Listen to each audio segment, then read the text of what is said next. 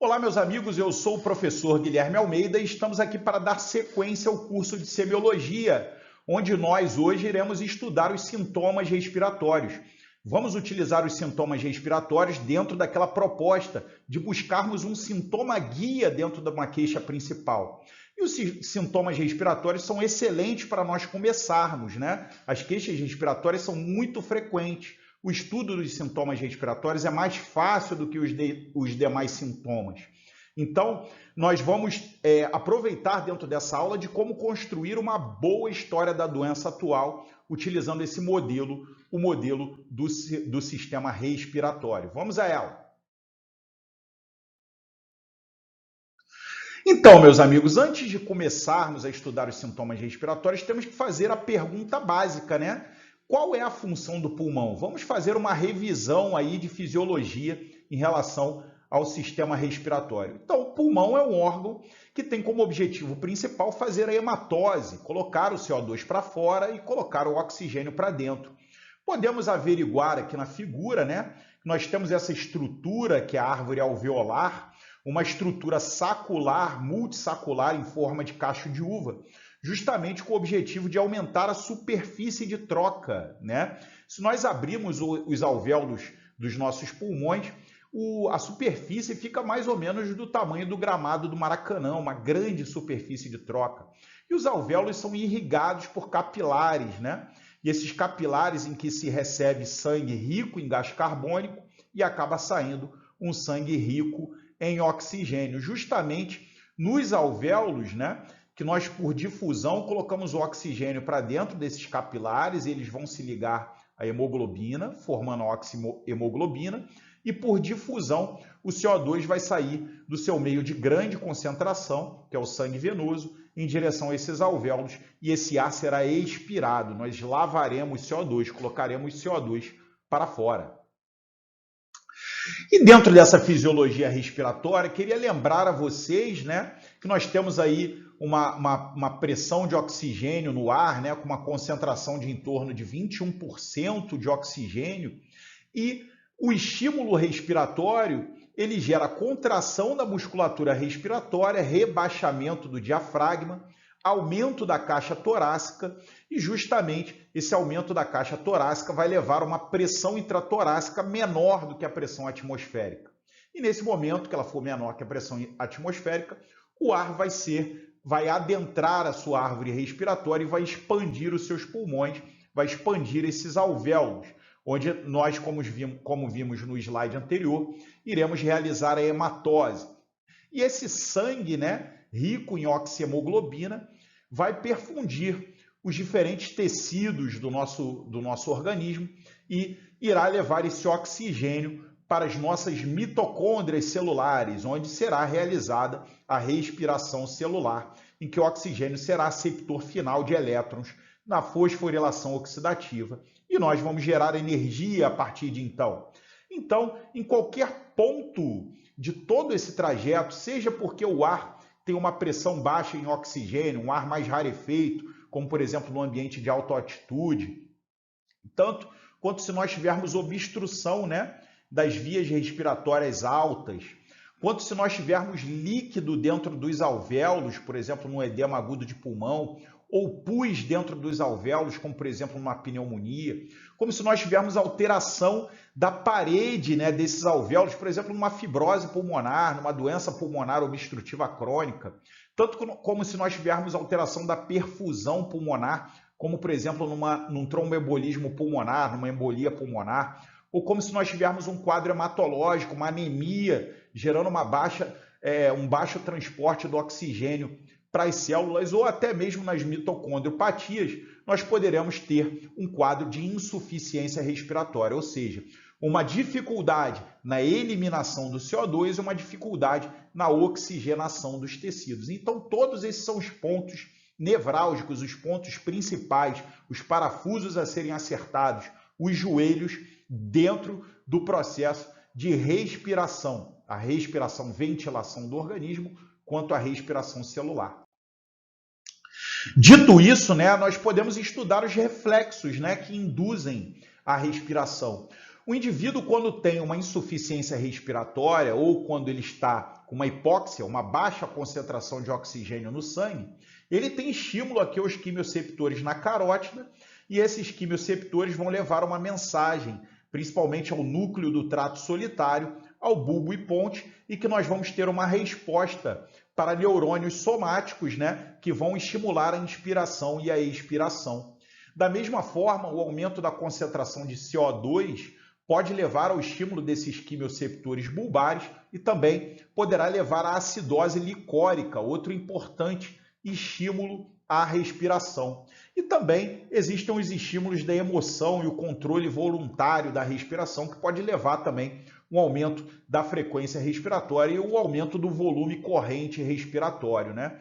Então, lembrar aí dos principais estímulos à ventilação e respiração: a baixa do oxigênio, a elevação do CO2 e a influência do controle voluntário e das emoções.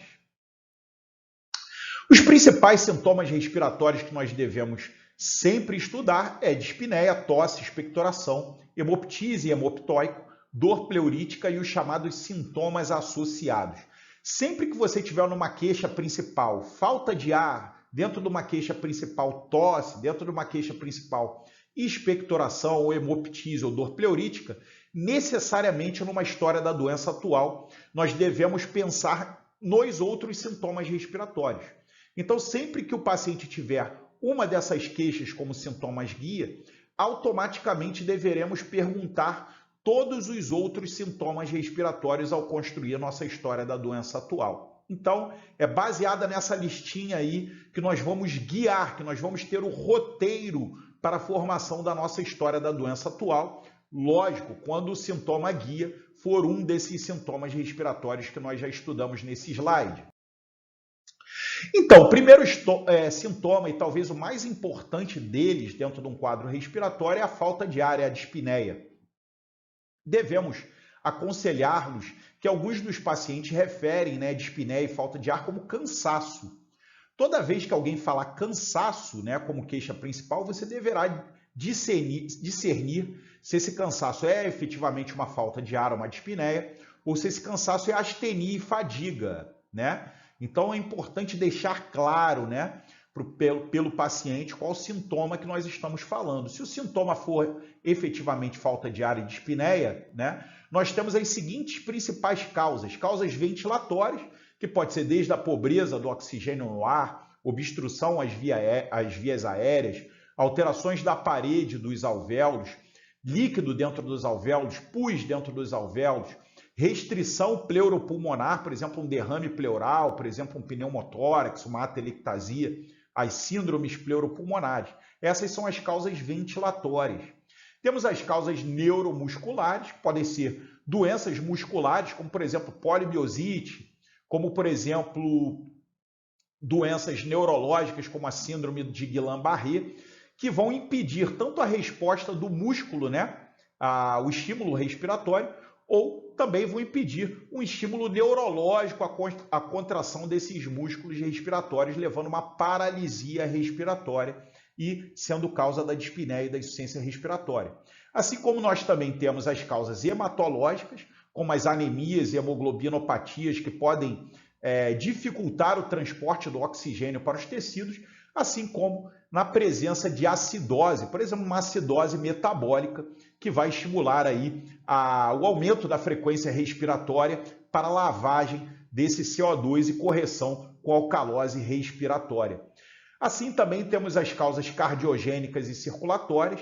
A cardiogênica, o principal é o edema agudo de pulmão, que pode ser cardiogênico ou hipertensivo, em que o sangue vai ter dificuldade de ser ejetado pelo coração, vai aumentar a pressão volumétrica no ventrículo esquerdo, vai aumentar a pressão volumétrica no átrio esquerdo e vai aumentar a pressão hidrostática nos capilares pulmonares.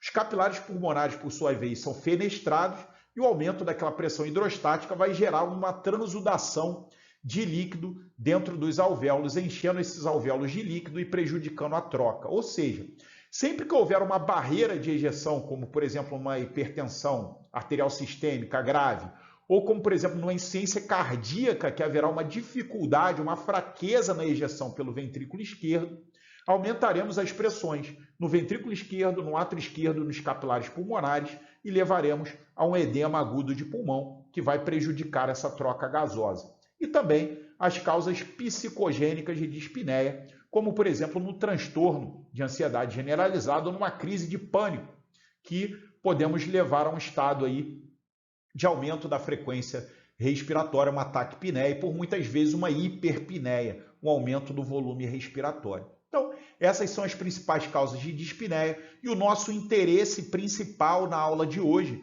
tendo em vista que é o estudo do sistema respiratório, são nas causas ventilatórias de dispneia. Então, meus amigos, quando o paciente tem uma queixa de dispneia, né, com uma queixa de falta de ar, muitas vezes ele refere essa queixa como sendo cansaço. Ele fala, doutor, a minha queixa é cansaço. O cansaço ele deve ser diferido, né? Se é uma falta de ar, uma dispneia, efetivamente, ou se é uma astenia e fadiga. Se o paciente afirmar que essa falta de ar existe, né? O cansaço é uma falta de ar, nós estamos de frente a um sintoma respiratório de dispneia. E ele deve ser começado na sua investigação, como sempre na história da doença atual, quando começou aquele sintoma. E temos 3 grupos sendo formados: as dispneias de início agudo, a dispneia de início subagudo e as dispneias crônicas, que inclusive podem sofrer agudizações. O paciente pode falar, por exemplo, olha, minha falta de ar começou há 3 dias, uma falta de ar aguda.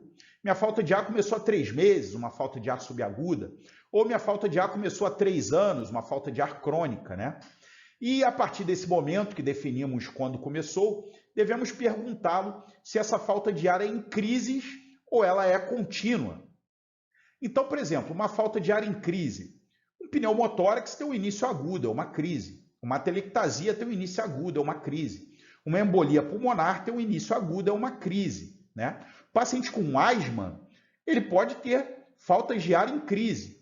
O paciente com asma pode ter uma falta de ar contínua, mas que sofre crises de descompensação frequente. Agora, por exemplo, um paciente com insuficiência cardíaca congestiva, né, um paciente com DPOC, ele tem muito mais dentro da sua característica uma dispneia contínua, né, que também poderá sofrer crises. Então é importante diferenciar isso na história. Meu amigo, sua falta de ar é contínua ao longo do tempo, ou ela aparece em crises, ou ela apareceu em crise? Ou ela é contínua com o aparecimento de surtos, de crises frequentes? Esse é um dado super importante, né, dentro da semiologia do estudo da dispneia.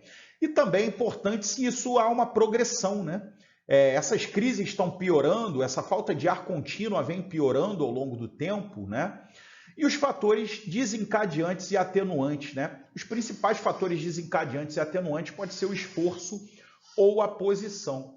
Os esforços, né? A falta de ar aparece ao repouso, aparece aos mínimos esforços, aparece aos médios esforços, aparece aos grandes esforços. Houve progressão dos grandes esforços para o repouso, para os mínimos esforços, né? É super importante.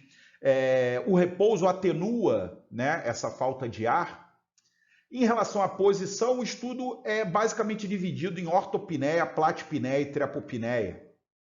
A ortopneia, característico das dispneias cardíacas, que nós vamos estudar na próxima aula, ocorre principalmente quando o paciente deita, aumenta o retorno venoso, o coração insuficiente vai ter que bombear uma quantidade maior de sangue e ele, por estar insuficiente, não consegue, aumenta o volume no ventrículo esquerdo, aumenta o volume no átrio esquerdo, aumenta o volume nos capilares pulmonares e, por aumento da pressão hidrostática nesses capilares fenestrados, o líquido foge para o terceiro espaço e vai inundar os alvéolos e prejudicar a troca gasosa pela presença do líquido dentro do espaço alveolar. O edema agudo de pulmão gerado pelo decúbito, isso se chama ortopneia. Também pode surgir a dispneia paroxística noturna, né? O paciente vai dormir deitado, vai aumentar o retorno venoso e esse processo vai se repetir. E esse paciente muitas vezes atenua sua falta de ar pela posição sentada ou em pé. Mas também existem pacientes que agravam sua falta de ar num decúbito lateral, por exemplo, a chamada trepopneia.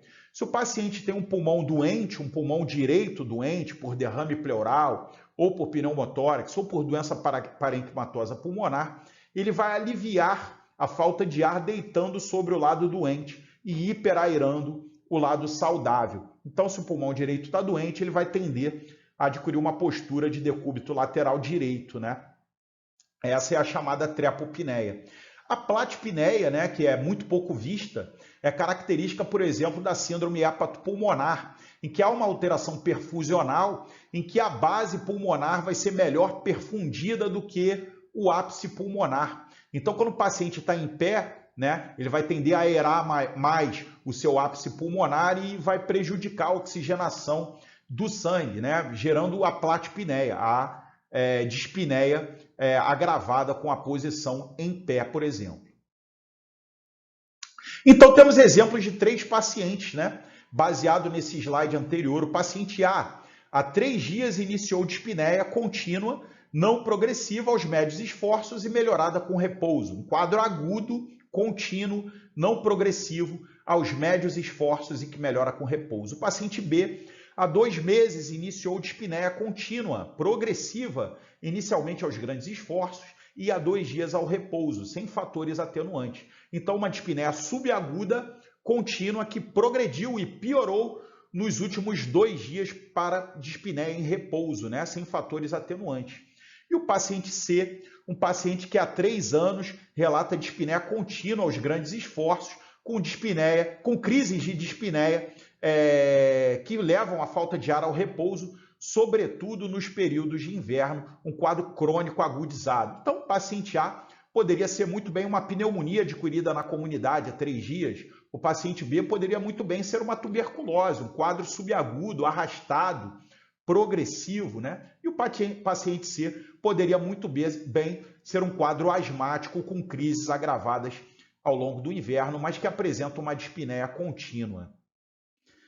E agora o nosso segundo sintoma respiratório é a tosse, né? A tosse que tem, dentre as suas principais causas, a tosse inflamatória, infecciosa ou de conteúdo nas vias aéreas, né? Todo mundo sabe, né, que um indivíduo com pneumonia, uma infecção das vias aéreas inferiores, uma sinusite, né, ou uma rinocinusite, uma infecção de vias aéreas superiores, uma faringite ou uma faringoamidalite ou uma laringite, todas essas situações inflamatórias, infecciosas das vias aéreas podem desencadear tosse, né, por um mecanismo inflamatório. Alergia também, né? Contato com substâncias alérgenas, né? Poeira, pelo de animais, né? Mofo e etc. Também são capazes de desencadear tosse, assim como presença de conteúdo nas vias aéreas, uma hipersecreção de muco, ou, por exemplo, líquido, como no edema agudo de pulmão, ou até mesmo a presença de pus, né? De todas essas infecções que nós já citamos. Situações vinculadas a parasitos, né? Parasitos que fazem ciclos pulmonares, o ciclo de Lois, né?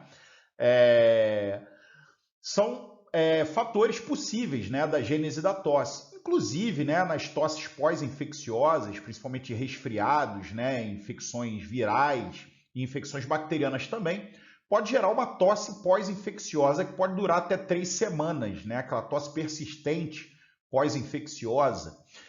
Medicamentos como os inibidores da ECA, né, doença do refluxo gastroesofágico, que gera aí um reflexo vagal, né, pelo refluxo e pode desencadear tosse, principalmente pós-alimentar. Causas psicogênicas, só o fato de eu estar falando de tosse aí, muitos de vocês devem estar com vontade de tossir, né?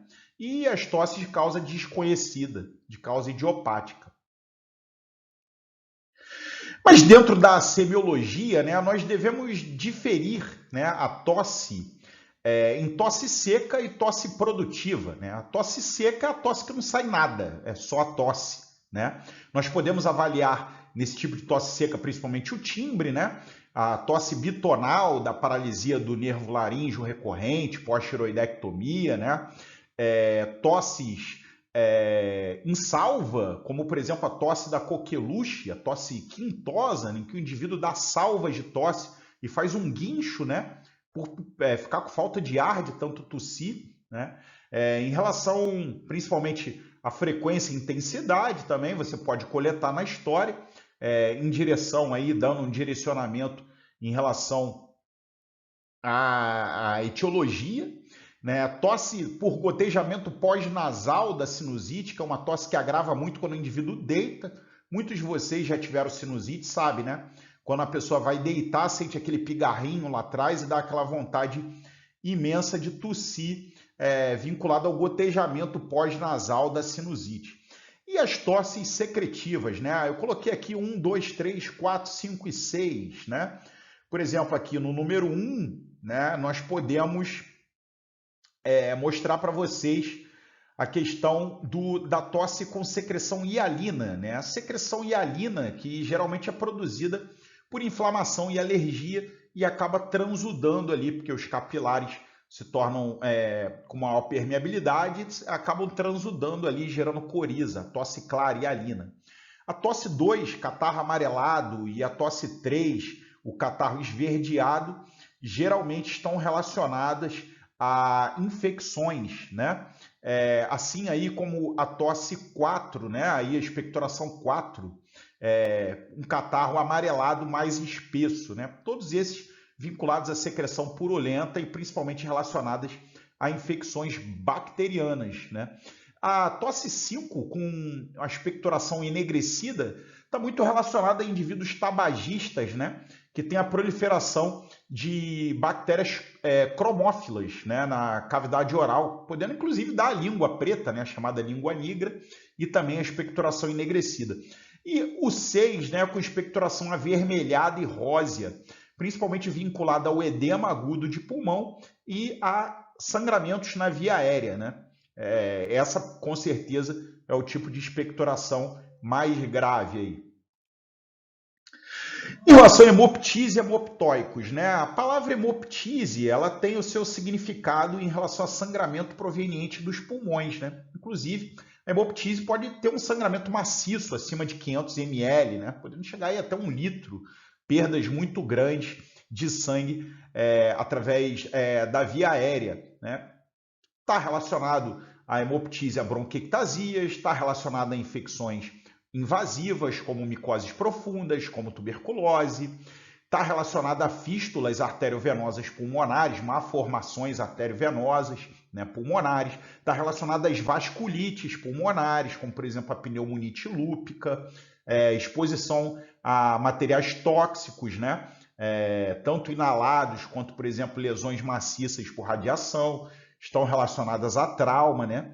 E muitas causas aí da hemoptise. E o hemoptóico, justamente a tosse com sangue proveniente da via aérea, né? A principal representante do hemoptóico no nosso meio é justamente a tuberculose, né? A tuberculose é uma grande causa do escarro e da tosse com hemoptóico, né? Pode ser tanto catarro com sangue ou a tosse com eliminação de sangue.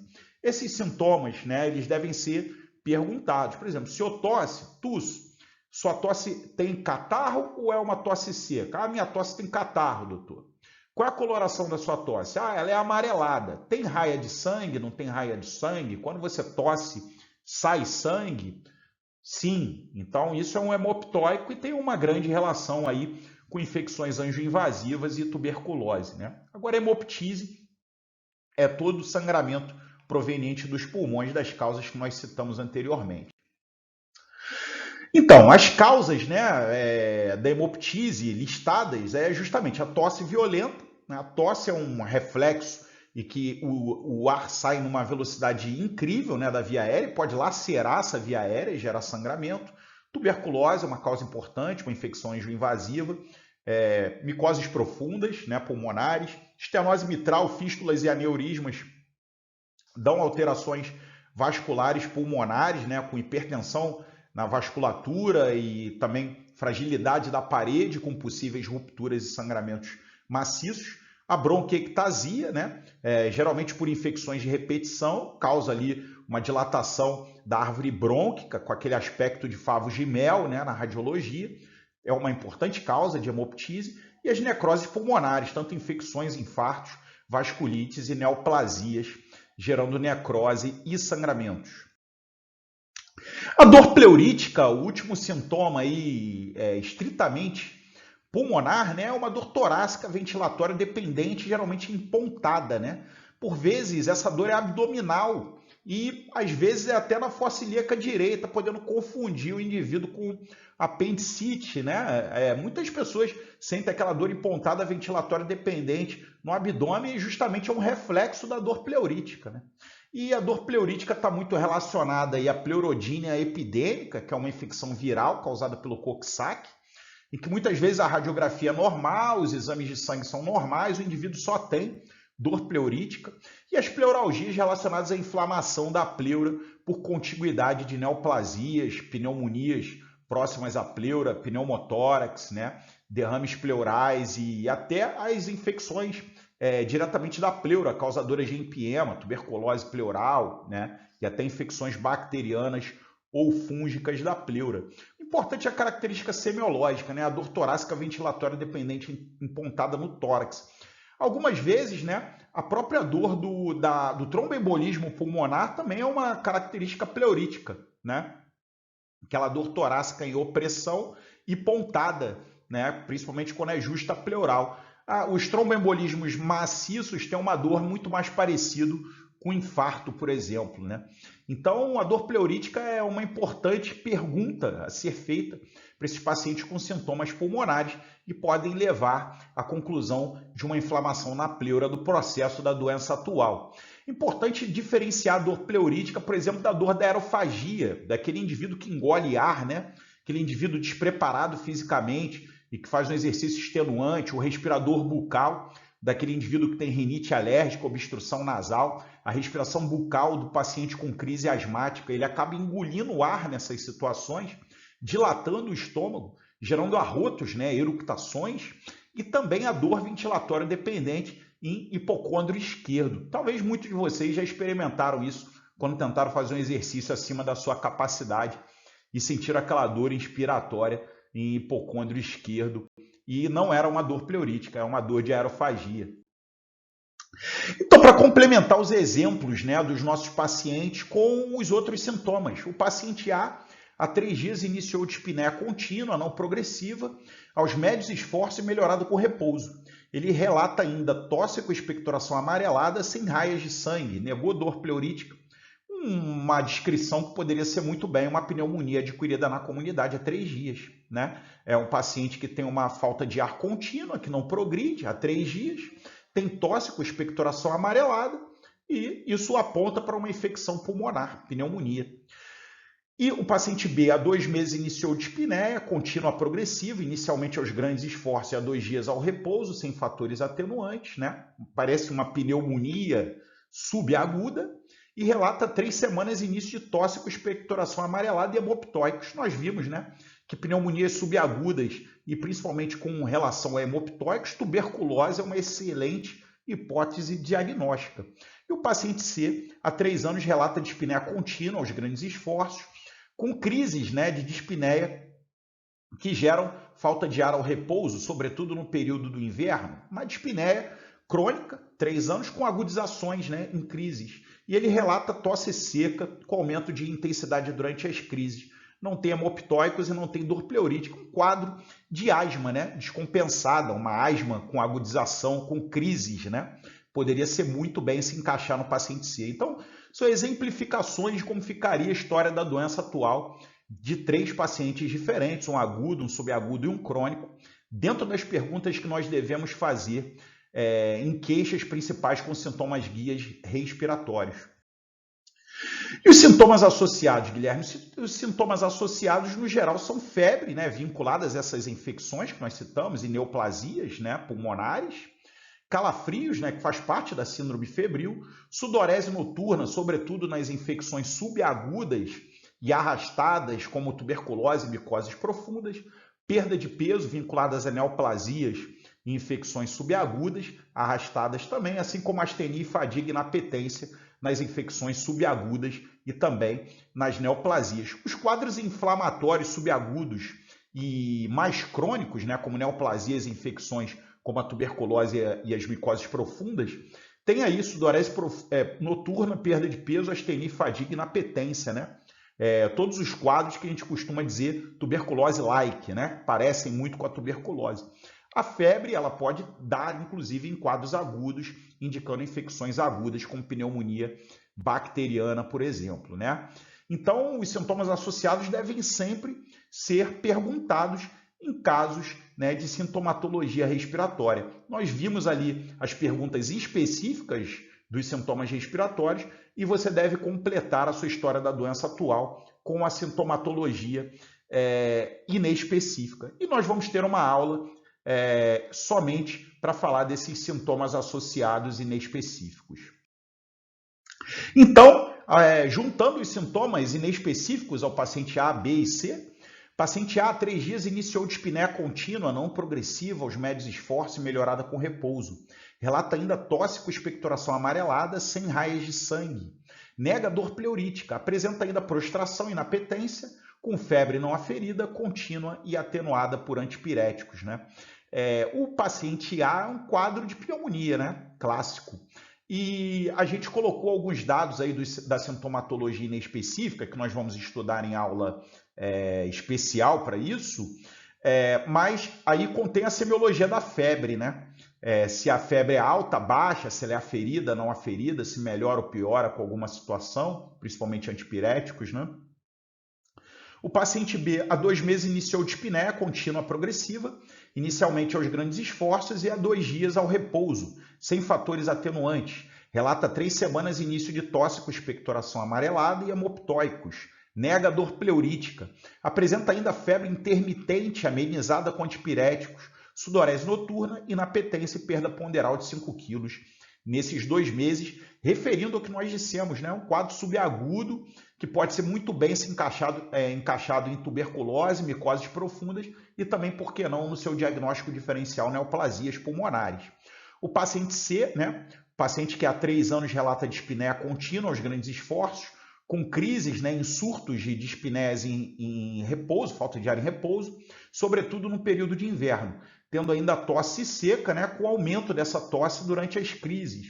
Negou hemoptóico, dor pleurítica, assim como outros sintomas associados à asma, geralmente não cursa quando em crises com os sintomas associados, a não ser que haja uma complicação infecciosa da asma. Aí o paciente C vai se misturar um pouco da sua história com agudizações semelhantes ao paciente A, né? Espero que tenha sido bem elucidativa, né? A história da doença atual tem que ser bem enxuta, assim, baseada na história dos sinais e sintomas da doença atual. Então, queria agradecer vocês por nos acompanhar nessa aula. Espero que acompanhem também as próximas. Baixe o seu MedCode, conteúdo de qualidade lá na Google Play e na Apple Store. Um aplicativo que não pode faltar para todos os estudantes e médicos. Um forte abraço e até breve.